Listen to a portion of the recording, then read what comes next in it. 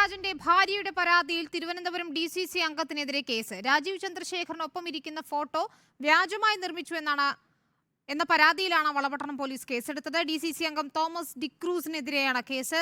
സമൂഹ മാധ്യമങ്ങളുടെ വ്യാജ പ്രചരണം നടത്തിയവർക്കെതിരെ നടപടി വേണമെന്നായിരുന്നു PK ഇന്ദിരയുടെ പരാതി.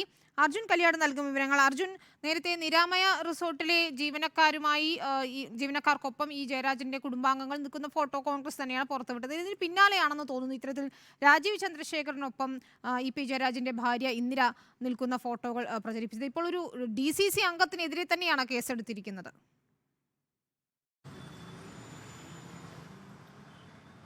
വിനിത, കഴിഞ്ഞ ദിവസങ്ങളിലെല്ലാം തന്നെ വൈദേഹം റിസോർട്ടുമായി ബന്ധപ്പെട്ടുകൊണ്ടും നിരാമയ റിട്രീറ്റുമൊക്കെയായി ബന്ധപ്പെട്ടുകൊണ്ട് വലിയ തോതിലുള്ള വിവാദങ്ങളെല്ലാം നിലനിന്നിരുന്നു. അതിൻ്റെ പശ്ചാത്തലത്തിലാണ് EP ജയരാജൻ തിരുവനന്തപുരത്ത് മാധ്യമങ്ങളെ കണ്ട് ഈ വ്യാജ പ്രചരണങ്ങൾക്കെതിരെ നടപടി ആവശ്യപ്പെട്ടുകൊണ്ട് തൻ്റെ ഭാര്യ പരാതി നൽകിയിട്ടുണ്ട് എന്ന കാര്യം വ്യക്തമാക്കിയത്. കണ്ണൂർ ജില്ലാ പോലീസ് മേധാവിക്ക് പരാതി നൽകുകയും ആ പരാതി കണ്ണൂർ വളപട്ടണം പോലീസ് സ്റ്റേഷനിലേക്ക് കൈമാറുകയും ചെയ്തിരുന്നു.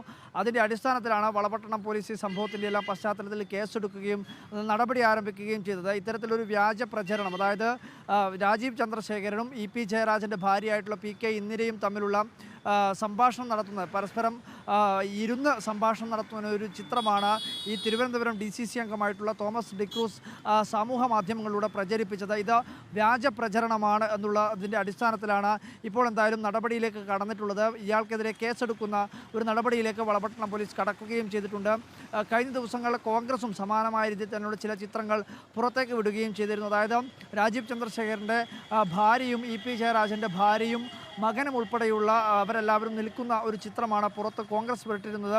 ഇതും വ്യാജ പ്രചരണമാണ് എന്ന കാര്യം EP ജയരാജൻ ഇന്നത്തെ വാർത്താ സമ്മേളനത്തിൽ വ്യക്തമാക്കുകയും ചെയ്തിരുന്നു. എന്നാൽ ഈ പറയുന്ന രീതിയിലുള്ള രാജീവ് ചന്ദ്രശേഖരും PK ഇന്ദിരയും ഇരുന്ന് സംഭാഷണം നടത്തുന്നതിൻ്റെ ചിത്രം വ്യാജമായി, അല്ലെങ്കിൽ മറ്റൊരു സ്ത്രീ സംഭാഷണം നടത്തുന്ന ചിത്രം മുഖം മാറ്റി ഒട്ടിച്ച് അതിൽ പ്രചരണം നടത്തുകയായിരുന്നു എന്നാണ് പരാതിയിൽ വ്യക്തമാക്കിയിരിക്കുന്നത്. ഇതിൻ്റെ അടിസ്ഥാനത്തിലാണ് ഇപ്പോൾ EP ജയരാജൻ്റെ ഭാര്യയുടെ PK ഇന്ദിരയുടെ പരാതിയിൽ വളപട്ടണം പോലീസ് തിരുവനന്തപുരം DCC അംഗം തോമസ് ഡിക്രൂസിനെതിരെ എടുത്തിരിക്കുന്നത്. വളപട്ടണം പോലീസാണ് കേസിൽ